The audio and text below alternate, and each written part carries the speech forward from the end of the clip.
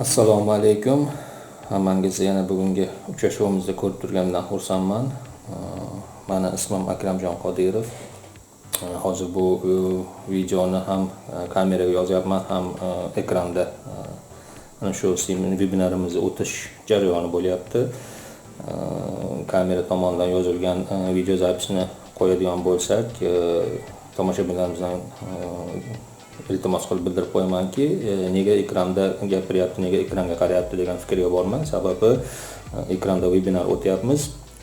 Sizlarga buni ana shu o'tish jarayonini va mavzuni YouTube orqali sifatli ya'ni sifatli video orqali yetkazishga harakat qilmoqchi bo'ldim. Shuning uchun yondan kamera orqali yozyapman.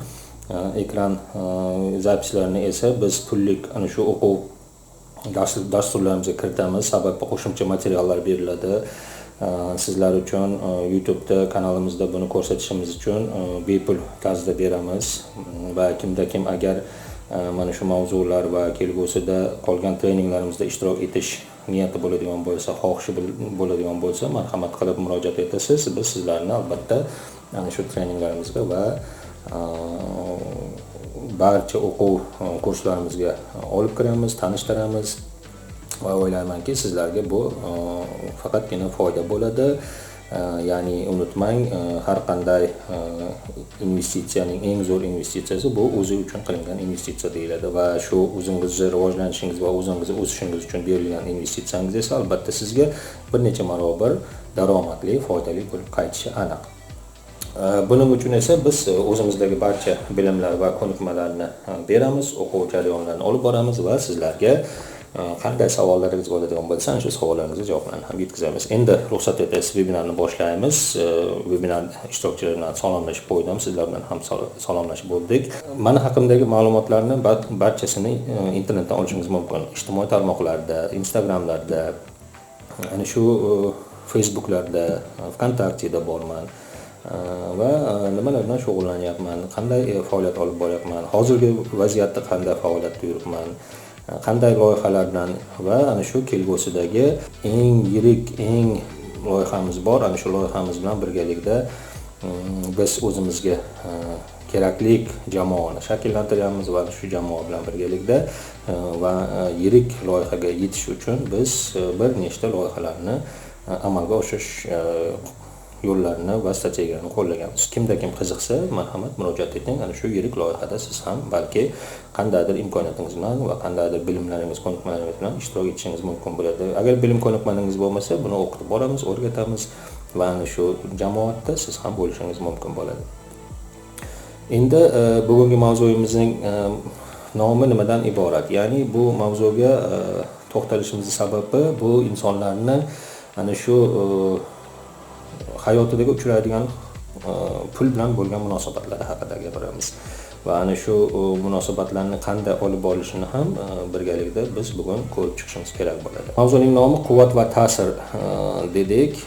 Bunda ana shu pulning quvvati va pulning hayotdagi ta'siri haqida gapiramiz va bir nechta ana shu ko'rinishlarni beramizda sizlarga nasib bo'lsa kelgusidagi mavzularimizni keyin birga ana shu pullik o'quv dasturimizda olib ko'rsata boramiz. Endi boshlaymiz. Mana ishtirokchilar ham asta-asta ko'payib kelishdi. Hammalari tayyor turishibdi. Hattoki bir nechta savollarni ham berishni boshlashdi. Savollarni yakunida beramiz. Albatta YouTube kanaliga atalgan video kamerani o'chirganimizdan so'ng alohida ana shu savol-javoblar uchrashuvimiz davom etadi. Quvvat va ta'sir deyapmiz. Bu yerda quvvatning va ana shu ta'sirining holati qanday bo'lishi mumkin deydigan bo'lsak, bir narsani e'tiborga olish kerak. Insoniyat shunday jamiyatda hayotda yashaydiki, bu pul muomalasi bilan faoliyat yuritadi va ana shu pul muomalasi uning hayotida bevosita, bilvosita ta'sirini ko'ramiz. Bunda nima deyilishi mumkin? Ya'ni bir narsani unutmangki, qarz olgan kishi bu qarz beruvchining xizmatkori bo'lib qoladi. Mana shuni unutmang. Mana shu so'z doim yonimizda tursin. Qarz olgan kishi qarz bergan kishining xizmatkori bo'ladi. Bu ta'sirning bir nechta sohalari mavjud. Ana shu sohalar haqida ham gapiramiz. Mana shu sohalarni qanday bo'lishligini va nimalardan tashkil topishini haqida ham gapirib o'taman. Ana shuni hozir bu videoni yakuniga ko'rgunimizcha, mana shu vebinarni yakuniga borgunimizgacha ko'rasiz, bilasiz, eshitib olasiz, xulosa chiqarib olasiz va yakunida sizlarga silka beraman. Ana shu silkada sovg'a bo'ladi. Sovg'ani yuklab olishingiz mumkin bo'ladi va o'ylaymanki kelgusida YouTube kanalida ko'rayotgan tomoshabinlarimiz ham bizning ana shu kurslarimizga va akademiyamizga tashrif buyurishadi degan umiddaman. Endi sohamizni yana davom ettiradigan bo'lsak, ya'ni vebinarimizni davom ettiradigan bo'lsak, bu sohalar quyidagicha bo'ladi. Qarang, ta'sirning sohalari to'g'risida gapirib o'tyapmiz. Bu sizning hayotingizdagi muayyan istagan narsaga aylanishi mumkin. Ya'ni siz turli xil hayot shakllantirib olishingiz mumkin o'zingiz uchun va ana shu ta'sir doiralarini tartibga solsangizgina degan xulosa beramiz. Ya'ni siz o'zingizni yashash turmush tarzingizni qanchalik tartibga solib olgan bo'lsangiz, siz aynan ana shu sohalarda ta'sirlaringizni juda ham sezgirlik va sezilish darajasida boshqara olasiz. Sohalarning birinchisi esa bu jismoniy kuchning ta'siri. Ya'ni siz insoniyat, siz, biz hammamiz kuchli, baquvvat bo'lishga intilamiz. Ana shu kuchli, baquvvatlik bu jismoniy ta'sir, jismoniy kuch deydigan bo'lsak, insonlar o'ylashadiki, bu jismoniy kuch bilan muvaffaqiyatga yoki baxtga erishaman deb o'ylashadi. Aslini olganda o'ylab qarasangiz, jismoniy kuchning doirasi shunaqangi holatda bo'ladiki, bu jismoniy jihatdan muayyan narsalarga ta'sir qilishi mumkin xolos. Ya'ni siz misol uchun aytaylik, sport bilan shug'ullanish orqali albatta bo'ladi. Bu javoblarni ham yakunda qo'shimcha materiallarni ham yetkazamiz. Bundan xotirjam bo'ling. Savollaringizni yakunda gapiramiz. Qarang, bu yerda yana shunaqa bo'lyaptiki, ana shu fikrimni buzib qo'ymasligim uchun blok qilib qo'yaylik. Keling, ana shu chatni hozir blokirovka qilib qo'yaylik-da, shu blokirovka orqali savollarni keyin ruxsat beramiz yozishga. Xo'p, aytib o'tyapman, ana shu sport bilan shug'ullanish jarayonida yoki sport bilan shug'ullanishingiz orqali ana shu tashqi ko'rinishingizni o'zgartirishingiz mumkin. Ya'ni muskullaringiz chiroyli, organizmingiz qandaydir bir yoqimli ko'rinishda bo'ladi, tanangiz o'sadi, kengayadi, ana shu ko'krak qismlari yoki bel, yelka qismlari, bilak qismlaringizda qandaydir bir sport ko'rinishiga olib kelasiz. Yana shunday jismoniy ta'sir bo'ladi. Bu aytaylik, uyingizda mebellarni boshqa yerdan biror yerga ko'chirib o'tish, mebellarni ko'tarish, siljitish, bular ham mana shu jismoniy ta'sir hisoblanadi. Ya'ni yana bir tomonini o'ylashimiz mumkin bo'ladi. Ko'pchilik o'ylaydiki,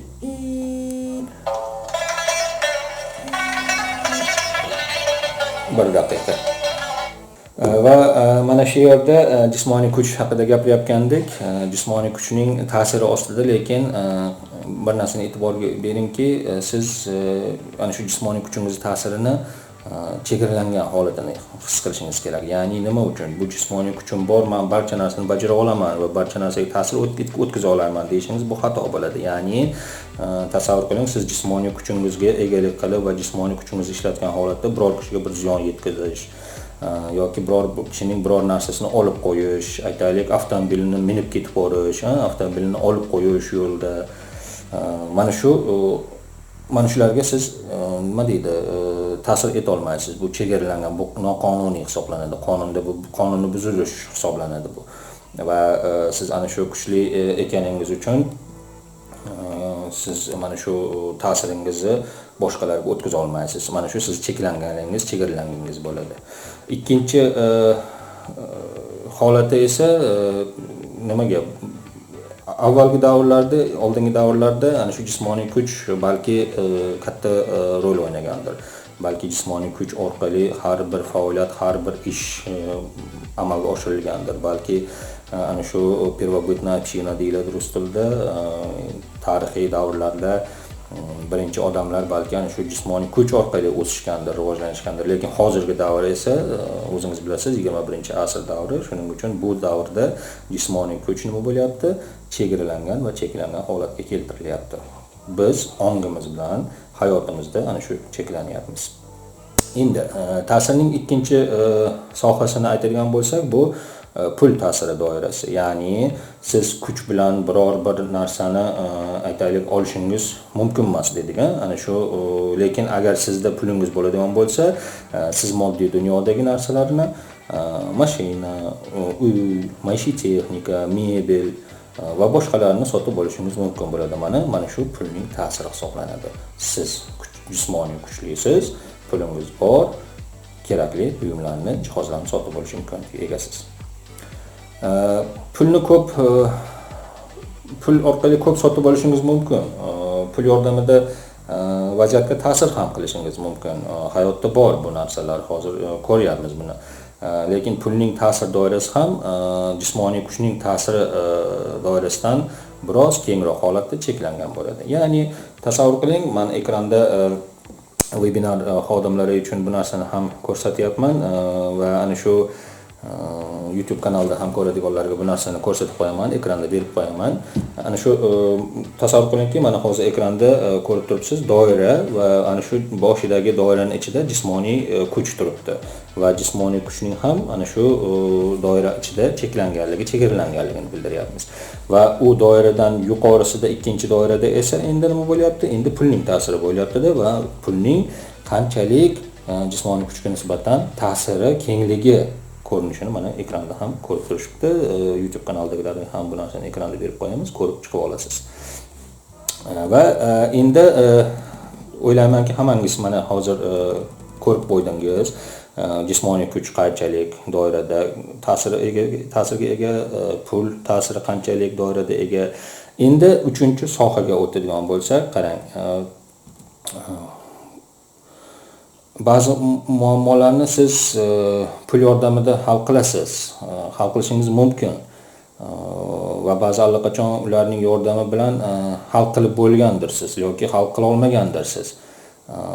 Bu yerda misol nima keltirishim mumkin? Misol uchun sog'liqni saqlash deylik, razvedka holati, haqiqiy do'stlik, hokimiyat va ana shu aytaylik boshqa bir narsalarni sotib ola olmaysizda. Mana shunaqangi bir pul bilan siz do'stlikni, sog'lik, salomatlikni, boshqaruvni, hokimiyatni to'laqonli sotib ola olmaysiz. Hech qachon sizning pulingiz bu narsaga ta'sir eta olmaydi. Shuning uchun pulning ham doirasi, ta'sir doirasi cheklanganligini mana shu yerda bilib oling. Endi shu yerda bir maslahat berib o'tib ketish mumkin. Ammo bu maslahatlardan foydalanish uchun biroz aqlni to'xtatish kerak. Aqlan emas, ong osti bilan ruhiy tomondan ko'rish kerak bo'ladi. Ana shu bilimlarni va ko'nikmalarni olishingiz uchun siz ommaviy fikrdan va qandaydir ommaviy hayotingizdan, o'y hayollaringizdan biroz chegaraga chiqishingiz kerak, tashqi tomonga, zona komfortidan o'tishingiz kerak. Bu haqida juda ko'p gapirganmiz va mana shunda siz asta-asta mana shu ta'sirlarni seza boshlaysiz. Balki sezayotgandirsiz hozir ham. Endi qarang, bu yerda yana bir narsani aytib o'tgayin. Ta'lim uchun pul to'lash mumkin, lekin siz aqlni sotib ola olmaysizda. Mana misol uchun siz o'quvga pul bilan kirdingizda, to'lov qilib qo'ydingiz, lekin hech kim sizga aqlni bera olmaydi. Va mana shu o'zingizga daftaringizni ham belgilab bo'lingki, nima deydi? Oltin sahifalar toifasiga kiritamizmi? O'zingizga shuni belgilab yozib qo'yingki, pulning ta'sir doirasi ham cheklanganligini bildirib oling o'zingiz uchun. Keyingi ta'sir to'g'risida gapiradigan bo'lsak, bu hokimiyatning ta'siri doirasi deydi. Va ana shu 3-doiramiz esa yumaloqimizdagi, ana shu ko'rinishimizdagi doiraning ichidagi 3-doira esa bu ana shu hokimiyatning ta'siri. Quvvat pulga qaraganda ko'proq ta'sir ko'rsatadi. Soliq xizmati yoki boshqa nazorat qiluvchi organning har qanday vakili sizning ana shu biznesingizga ta'sir qilishi yoki hech bo'lmaganda siz uchun mana shu muammo yaratishi mumkin bo'ladi. Ya'ni ana shu soliq xizmati vakillari sizning biznesingizga qandaydir ta'sir o'tkazish imkoniyatiga ega bo'lishadi. Bular ana shu boshqaruv, hokimiyat doirasi deyiladi. Shuning uchun ko'p ishbilarmonlar harakati ana shu o'zlarini himoya qilish uchun kuch ichiga aytaylik ana shu nima deydi, hokimiyatdan do'st orttirish, hokimiyatdan qandaydir bir tanish orttirish va hokimiyat vakillarini o'zlariga sherik qilib olish kabi ana shu ishlardan ham shug'ullanishadi. Ya'ni ularni o'z doiralariga, ularni o'z jamoalariga qo'shib olishga harakat qilishadi. Endi hokimiyatda ko'proq erkinlik va ko'proq pul bor deyiladi, lekin mana shu holatda ko'pchilik u yerda ishlashga harakat qilishadi va ana shu hokimiyatga ko'proq vaqtlarni ajratib, ko'proq ana shu nima deydi, erishishga intilishadi. Ya'ni hokimiyat strukturasida bo'lishga intilishadi. Bu vazirlik bo'ladimi, soliq xizmati bo'ladimi, ichki ishlar, barcha ana shu hokimiyat doirasidagi boshqaruv sistemasida yurishga harakat qilishadi. Lekin bu yerda ham yetarli muammolar juda ko'p. Sababi u yerda kuch emas, asosan u yerda nima deydi, aql bilan, idrok bilan ishlash kerak bo'ladi. Bu hokimiyat strukturasiga chiqqan va ana shu hokimiyat yuqori pog'onalarida ishlayotgan insonlar ahmoq insonlar hisoblanishmaydi. Ular nimalarnidir bilim bilan va qandaydir bir o'z imkoniyatlari bilan mana shu oqimda o'z o'rnlarini topib olishadi va ana shu oqim bilan birgalikda o'zlarini yo'qotib qo'ymaslik va ana shu oqimdan tushib qolmaslik uchun juda ham bor kuch va idroklarni, imkoniyatlarni, bilimlarni ishga solishadi va bilingki, hokimiyat darajasiga kirish oson, lekin hokimiyatda turib qolish qiyin bo'ladi. Ana shu hokimiyat darajasida ishlayotgan insonlar o'ziga yarasha nima deydi, ham kuchga, ham ilmga, ham ana shu quvvatga, ta'siriga ostida egalik qiladigan insonlar hisoblanishadi. Endi hokimiyatda shu aqllar kurashi deyiladi. Ya'ni bu yerda siz albatta raqobat qilishingiz kerak. Ya'ni hokimiyat darajasida, sistemasida ishlaydigan bo'lsangiz va shu orqali o'smoqchi bo'ladigan bo'lsangiz, siz albatta aqlli odamlarni ana shu davlat tuzilmalaridagi mas'uliyatli lavozimlarga borishda ana shu siz ularga nisbatan yo raqobatchi, yo ulardan yuqori darajadagi ana shu aql idrokiga ega bo'lishingiz kerak bo'ladi va ana shu postingiz, siz egallaydigan lavozimingiz qanchalik baland bo'ladigan bo'lsa, raqibingiz ham ana shu aql zakovati shunchalik yuqori va shunchalik siz undanda yuqoriroq bo'lishingizni talab qiladi. Ya'ni bu yerda aql bilan raqobatlashiladi. Lekin shuni ham unutmangki, mana shu yerda eng muhimi siyosiy fikrlashga ega bo'lish bo'ladi. Faqatgina ana shu siz aqlli va yaxshi mutaxassis bo'lishingiz mumkin, ammo yomon siyosatchi bo'lishingiz mumkin. Shuning uchun davlat sistemasida, ya'ni hokimiyat sistemasida aqlli, idrokli insonlar yaxshi siyosatchi bo'lishmasa, albatta qachondir yo'ldan qolib ketishadi, to'kilishadi, sinishadi, chetlanishadi.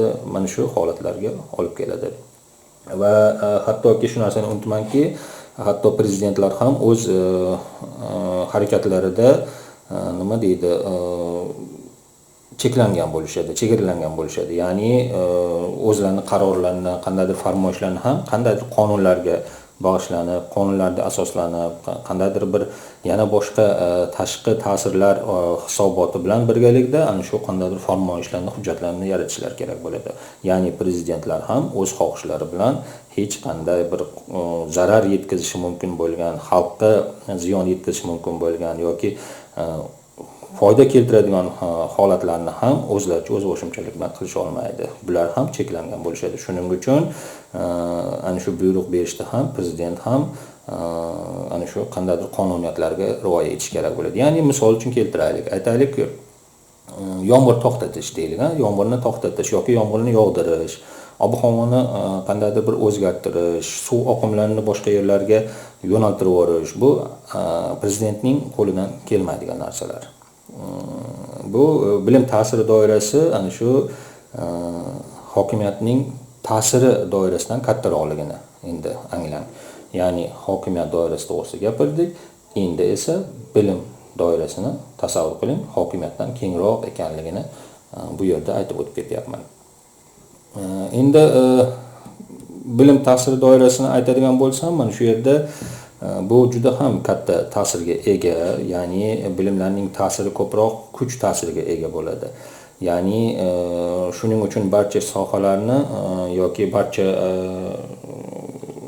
nima deydi, boshqaruvchilarni, shohlarni, imperatorlarni deymizmi, prezidentlar, maslahatchilarga ega bo'lishadi. Ana shular shu bilimni idrokiga ega bo'lgan vazirlari, maslahatgo'ylari, konsultantlari kabi ana shu lavozimga ega bo'lgan yon atrofidagi insonlar mavjud bo'lishadi.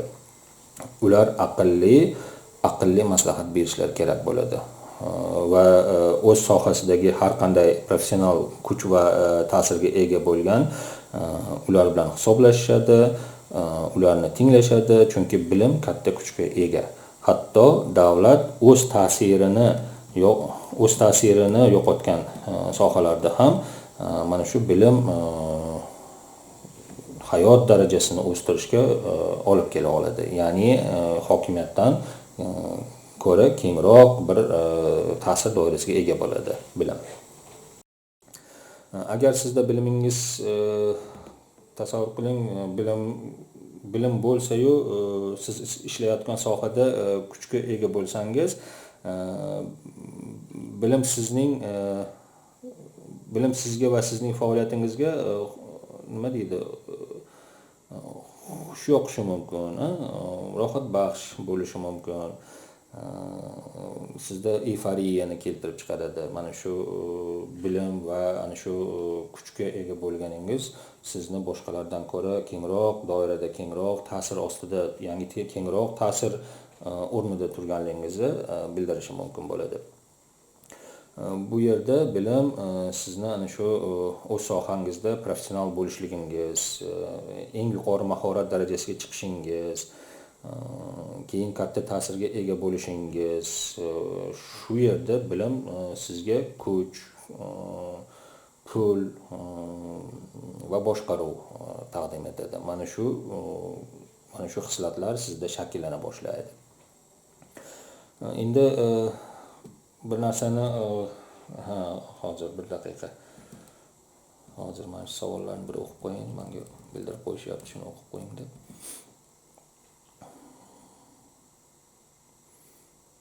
Bu to'g'risida keyinroq alohida gaplashamiz bu masalalarni. Davom etaylik, ketdik. Endi nima demoqchiman? Odamlar doimo bilimga muhtoj bo'lishadi-da, ana shu bilimga muhtojlik o'z sohasida professionallikka olib keladi. Ya'ni eng yuqori mahorat darajasiga chiqishlikni ko'rsatib beradi.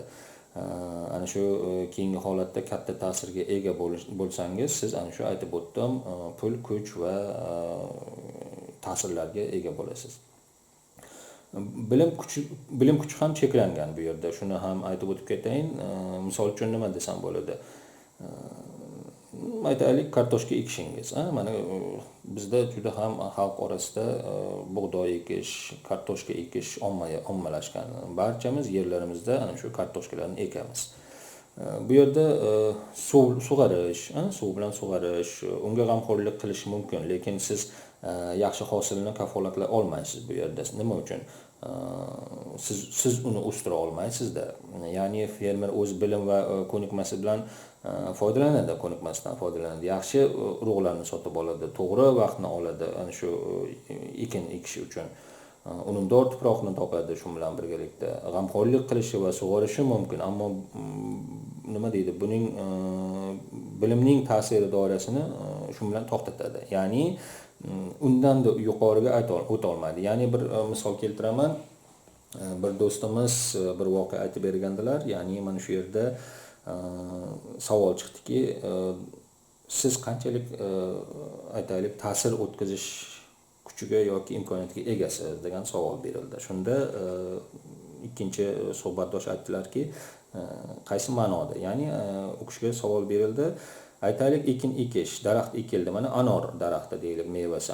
Anor mevasini daraxtini ekilgandan so'ng siz qayergacha ta'sir o'tkaza olasiz degan savol berishdi.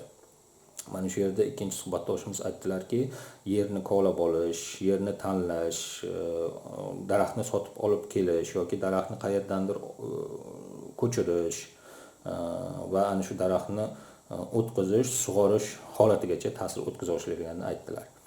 Va shunda savol berishdiki, siz undan keyin qanday ta'sir o'tkaza olasiz deganlarida u kishi hech qanday bir holatni aytib bera olmadilar. Shunda savol berildi-ki, anorning shakllanishi, anorning paydo bo'lishi va anorning meva sifatida dona-dona ichidagi donachalarning shakllanishiga siz ta'sir o'tkaza olasizmi deb savol berishdi.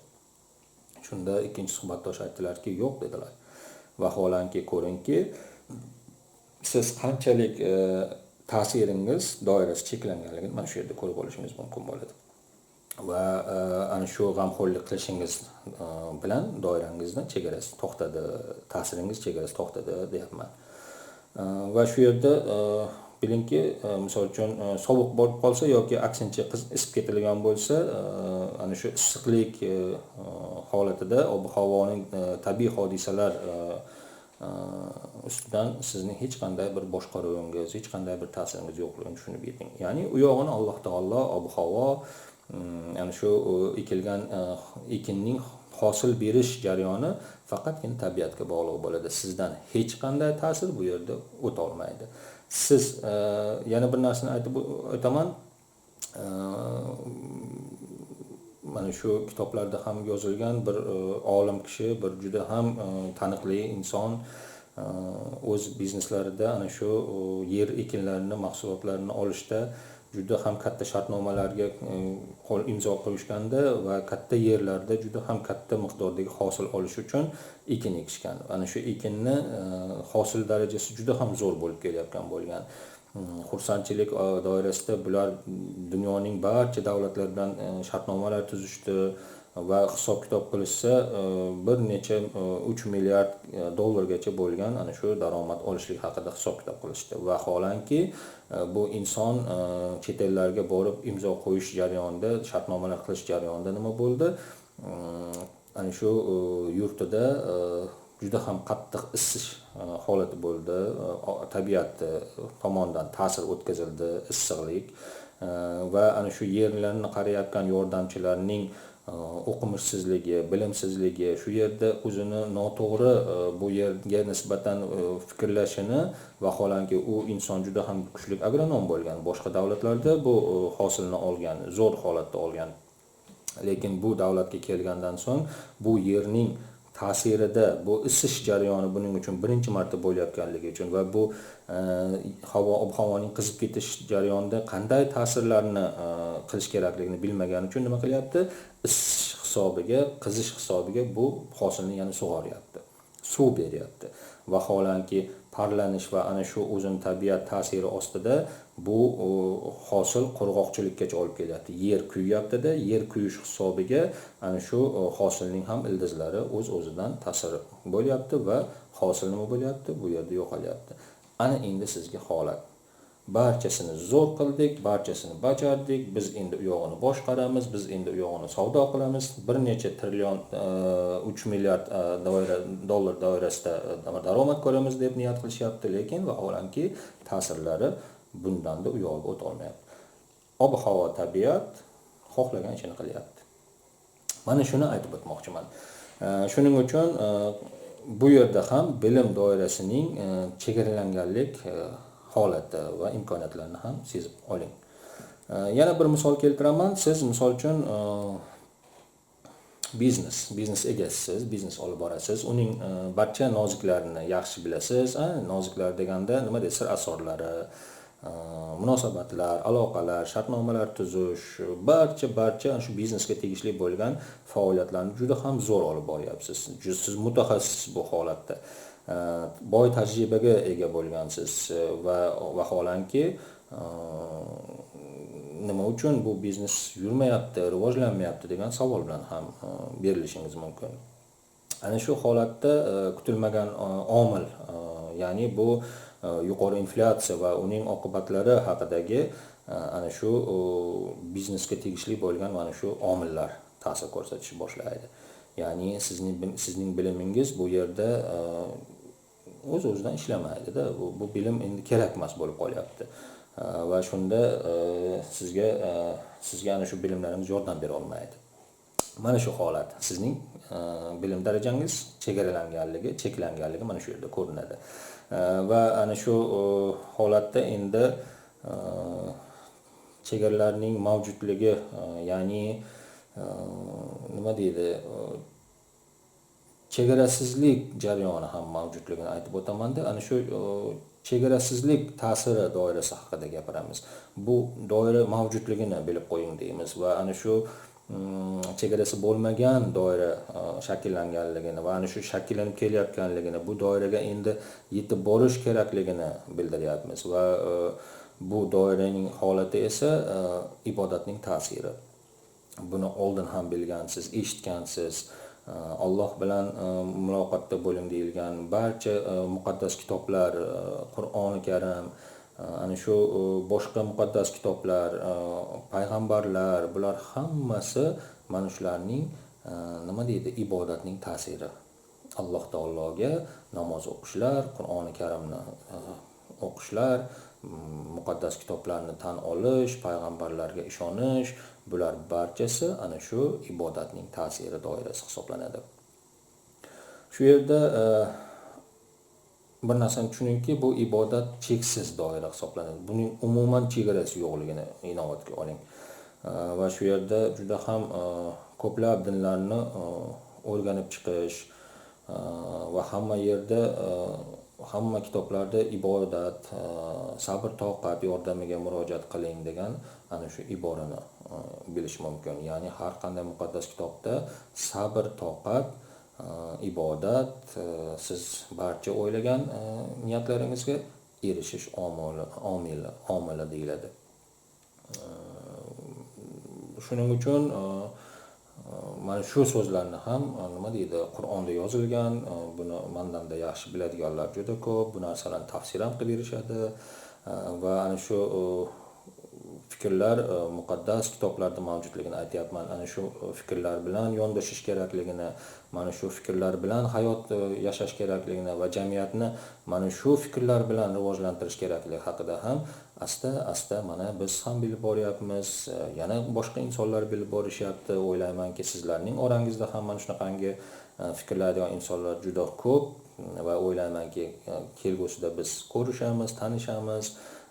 Mana shu imkoniyatlarimizni barchasini hayotning yanada rivojlanishi, yanada bugungi kunimiz yaxshilanishi, ya'ni bir narsani e'tiborga olingki, shu yerda aytib o'taman, ayrim siyosatlarda, ayrim davlatchilikda, ayrim jamiyatlarda kelajak deyiladi, ayrim strategiyalarda kelajak haqida gapiriladi. Lekin shunday savol ham borki, bu kelajak qayerda?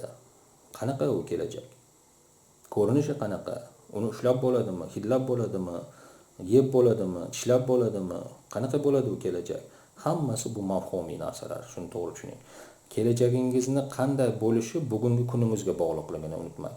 Bugun siz qanday yashasangiz va qanday rivojlanish bilan yaxshi tomonga o'sishni boshlasangiz, ertangi kuningiz ham shu o'sishda shundanda yuqoriroq darajada bo'lishligini ta'minlaysiz. Va mana shu siz bugungi kuningizni yaxshilanish jarayonida siz kelajagingizni asta-asta qurayotgan bo'lasiz. Har bir insonning kelajagi bugungi kuniga bog'liq bo'ladi. Bugun siz qanday yashasangiz, ertangi kelajagingiz xuddi shunday holatda ta'siri bo'ladi. Mana shuni unutmang. Buni albatta bilish kerak, buni sezish kerak, his etish kerak. Ya'ni insonlar xayoliy, fazoviy, qandaydir bir mafhumiy kelajakni tasavvur qilavermasdan bo'ldi, hamma charchadi bunaqangi kelajakdan. Mafhumiy kelajaklarni hech qayerda ko'rmayapmiz. Hamma yerda va'da xolos. Kelajak. Qani u kelajak deyilyapti. Vaholanki bugungi sizni qanday yashab o'tishingiz ertangi hayotingizni belgilab beryapti. Bu biroz mavzudan chetlanish bo'ldi. Sizga biroz tushuncha bo'lsin degan ma'noda gapirildi bu narsa. Endi ekranga qaytadigan bo'lsam va ana shu vebinarda aytadigan bo'lsam, odamlar nima deydi, agar ularga qiyinchilik kelib qolsa, nimalardandir fikr yuritish boshlashsa, kelajak haqida bilishni istashsa va ana shu hayotlariga qandaydir bir ba'zi bir boylik va nima deydi, ruhiy tetiklikni olib kirishmoqchi bo'lishadigan bo'lsa nima qilishadi? Mana shu ibodat, qandaydir muqaddas kitoblarga murojaat qilishni boshlashadi. Hammamiz shunaqamiz. Hammamizning psixologiyamiz shundan iborat. Qandaydir qiyinchilik bo'lib qolsa, albatta biz nima qilamiz? Allohni eslaymiz, yaratganni eslaymiz, koinotga murojaat qilishni boshlaymiz, psixologlarga chiqishni boshlaymiz kabi o'zimizcha, xuddiki u psixologlar bizni hammamizni qutqarib qoladigandek. Aslini olganda bizning o'zimiz ichimizda bo'ladi, ongimizda, ong ostimizda bo'ladi bular hammasi. Bu hammasi dangasaligimizdan kelib chiqadi. Shuning uchun izlaning, o'qing, yaratuvchi bo'ling. Ya'ni sizning shunaqa bir ibora aytilganki, ты создан наподобие создателя deydi rus tilida. Ya'ni yaratuvchining nima deydi, yaratilishi hisobiga yaratilgansan deydi. Ya'ni o'zbek tilida balki adashyapgandirman, buni kimda kim agar yaxshi biladigan bo'lsa, marhamat kommentariylarda ham tarjimasini berib qo'yasiz, iltimos, menga ham qiziqarli bo'ladi. Men rus tilida aytayapmanki, ты создан наподобие создателя. Mana shuning fikrini, ma'nosini agar kimda kim to'g'ri aytib bera olsa, juda ham minnatdor bo'lardim. Va holanki ana shu fikrlarni davom ettiradigan bo'lsak, ular boshqalarni ayblashadi-da, mana shu xatolarda, qiyinchiliklarda, yana pul qarz olish uchun harakat qilishadi, shu vaziyatlarda eski qarzlarga yana yangi qarzlarni qo'shishadi. Mana shular hammasi xatoligini tushuning deymiz. Mana shu moliyaviy nima deydi, savodxonliklarda, kitoblarda, ana shu ustozlarimizni fikrlarida bular hammasi aytib o'tiladiki, mana shu jarayonda xato deyishadi. Bir so'z bilan xato deyiladi. Mana shu vaziyatlarda xato qilmaslik kerak. Buning uchun esa ikkita qoidaga rioya qilishingiz kerak bo'ladi. Buni hozir aytib o'taman. Ana shu ikkita qoida haqida bizga ham o'qitishgan, bizni ham o'rgatishgan. Biz ham asta-astalik bilan sizlarga buni berib boryapmiz. Va birinchi qoidasi bu sizning hayotingiz unga bog'liq bo'lgandek ibodat qilishingizligi. Ana shu ibodat qilganingizda sizning niyatingiz, sizning so'rovingiz mutlaqo amalga oshishida ishoning. Ya'ni siz sidqidillik bilan, samimiylik bilan murojaat eting ibodatingizda. Chunki Alloh buyuk va rahimdir deyiladi. Ana shu Alloh va buyuk rahimdillik holatida sizning barcha so'raganingizni beradi. Bir narsani ustozim aytib o'tganda, shu yerda gapirib o'tib ketayin. Allohning 3 ta javobi bo'lar ekan. Ya'ni birinchisi, barcha so'ragan niyatlaringizga, orzularingizga sidqidildan, chin dildan so'raydigan bo'lsangiz, samimiylik bilan so'raydigan bo'lsangiz, kerak bo'lsa yig'lash hisobiga so'raydigan bo'lsangiz, birinchi javobi bo'l derkan. Ikkinchi javobi bo'ladi, lekin hozir emas derkan. Uchinchi javobi esa albatta bo'ladi, lekin men senga bundan-da zo'rini tayyorlab qo'yganman derkan. Mana shu 3 ta javob bo'lar ekan. Shuni bizga ustozlar aytib o'tishgan. Yo'q, senga atalmaydi, senga bu narsa ruxsat yo'q, berilmaydi degan javoblar umuman yo'q ekan. Mening taqdirim nega bunday, men nega bundayman, nega men qila olmayman degan fikrlarni umuman unuting, miyangizdan chiqarib yuboring. Mana shu webinarda o'tirganlar ko'pi bu narsani tushunishadi. YouTube'da ko'ryapganlar, mana bu kanalimizda ko'ryapganlar esa sizlarga murojaat qilyapmanki, mana shu fikrlaringiz bo'ladigan bo'lsa, bularni umuman unuting. Siz Alloh taologa murojaat etishingizda 3 ta javob borligi haqida unutmang. Mana shularni e'tiborga olib hayot kechirishingiz kerak. Bu birinchisi. Birinchi ana shu nima deydi, qoidalardan holati.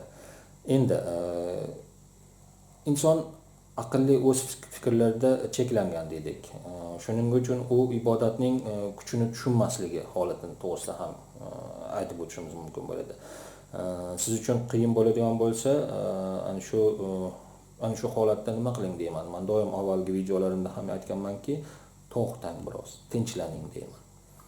Ana shu tinchlanish va ibodatga qaratilish, sabr toqat yordamiga murojaat qilish, ibodat qilish va ibodatning eshitilishi va ibodatning yetib borilishi o'sha Alloh taologa, yaratguvchiga va ana shu sizning niyatlaringiz amalda bajarishiligini ishonch bilan nima deydi, yetkazing. Ishonch hosil qiling shu narsaga. Ya'ni sabr toqatli bo'ling. Maqsadingizga qarab qadamlar qo'ying. O'zingiz ustingizda ishlang. Agar ishlamayotgan bo'lsangiz, ishlashni boshlang. Mana shunaqangi holatlarni e'tiborga olishni boshlang hayotingizda. Sizning qayergadir borishingiz va nimalargadir erishishingiz albatta faqatgina sizni o'zingizga bog'liq bo'ladi. Bayram insonlar nima qilishadi? Pul ko'zlariga ko'rinadi. Ya'ni mana hozir treninglar, coachlar, turli xil insonlarni shaxsiy o'sish darajasiga olib keladigan kitoblar, bularni olishda insonlar nima qilishadi? Xarajat sifatida ko'rishadi. Lekin buni xarajat emas, buni investitsiya sifatida ko'ring deymiz doim. Nima uchun e'tibor beramiz? Internetda mana juda ham ko'pchilik, o'zim ham shu narsalarga e'tibor beryapmanki, internetda kiryapman. Mana hozir aynan hozirgi davrda mana bu ko'pchilik onlayn holatda faoliyat yuritayotgan davrda aynan bizning fuqarolarimiz nima qilishyapti? Bir o'yin kulgi, bir g'alamsizlarning videosi, qaydadir bo'lgan-bo'lmagan blogerlarni ko'rish, davlatga qarshi aytilgan so'zlarni o'qish, videolarni ko'rish, mana shunaqa narsalar bilan ovora bo'lishyapti. Ya'ni mana bu onglarini, mana bu qalblarini nimalar bilan to'ldirib qo'yishyapti? Razillik bilan to'ldirib qo'yishyapti. Mana shulardan biroz ranjiyapmiz. Nega? Buni solishtirish statistikasini biz ko'rib chiqdik. Mana shu internetda berilayotgan mana shu kabi videolarni million prosmotrlar turibdi. Vaholanki dars o'qiydigan, insonni rivojlantiradigan, insonga bir yordam beradigan, hayotini yaxshi tomonga o'zgartiradigan instrumentlarga esa 1000 donalab prosmotr bo'lyapti xolos. Oddiy misol mana M-Factor. M-Factorni hammamiz bilamiz, hammamiz taniymiz.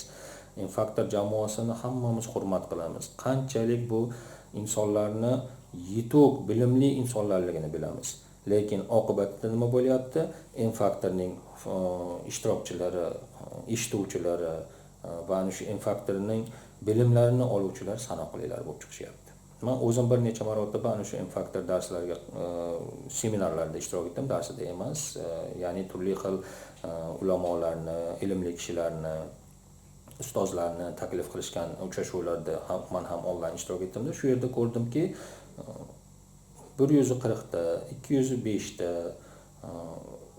uzog'i bilan 300 kishi qatnashyapti, qarang. Qandaydir bir konsertlarda yoki bir qandaydir holatlarda onlaynlarda million kishilar o'tirishibdi. Ya'ni bu nimadan kelib chiqyapti? Bu aynan sizning ong osti va ongingiz bilan, qalbingiz bilan qayerga ketayotganligingizni bildiryapti. Siz shularni e'tiborga olmay, agar quloq solmasdan shularga yana razillik, yana bir qandaydir noxushlik, yana bir qandaydir noto'g'ri harakatda yurayotgan bo'lsangiz, bilib qo'ying, bugungi hayotingiz sizning kelajagingizni ta'minlaydi. Bugungi yashash kuningiz sizning kelajagingizni qanday bo'lishiga olib boradi. Ana shuni e'tiborga olib qo'ying. Bu ham biroz chetlanish bo'ldi, sizlarga ozgina tushuncha bo'lsin deb aytdim. Endi qarang, bu yerda yana bir narsaga imkon borki, mana shu yerda siz o'zingizni fikrimni davom ettiradigan bo'lsam, o'zingizni biroz to'xtang deb aytyapmiz. Ana shu holatlarda qandaydir bir sabr, mana shu qilayotgan noto'g'ri qilgan ishlaringizni bir o'ylab ko'rish, bularni o'zgartirish, natijalarni yaxshi tomonga burish kabi ana shu ishlarni olib borishingiz kerak bo'ladi. Va siz xotirjam bo'lganingizda ana shu fikr yuritish, nima deydi, tartiblari yanada bir shakllanib boradi-da, siz xotirjam qandaydir bir to'g'ri qarorni qabul qila olasiz shu paytda. Va sizning maqsadingizga erishish qandaydir bir nima deydi, yechimini topasiz. Biz muammo demaymiz, muammo degan so'zning o'zi yo'q aslida.